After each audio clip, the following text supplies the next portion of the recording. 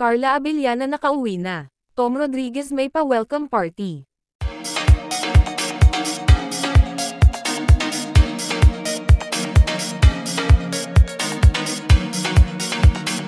Madami ang patuloy na nag-aantay ng update patungkol kay Carla Abellana at sa anak nito na kailan lang ipinanganak dahil sa napaaga ang panganganak ng aktres na si Carla Abellana. Kaya naman, napagdesisyonan ng mga doktor na manatili sa ospital ang mag-ina para sa ikakabuti ng kanilang kalagayan.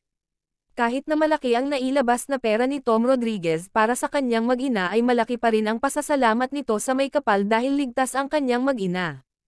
At ayon pa kay Tom, okay lang na maubos ang perang naipon nito dahil maibabalik naman daw ang perang nawala sa kanya, dahil ang mahalaga daw sa kanya ngayon ay ang kalagayan at buhay ng baby nila ni Carla.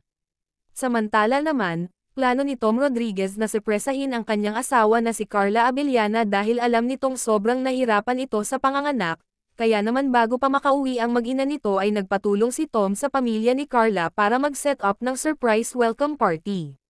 Nang makauwi na si Carla Abellana kasama ang anak nila, ay hindi laking gulat nito dahil sa ginawang pa-welcome party sa kanila ni Tom. Ayon pa kay Tom ay deserve lang daw ito ni Carla.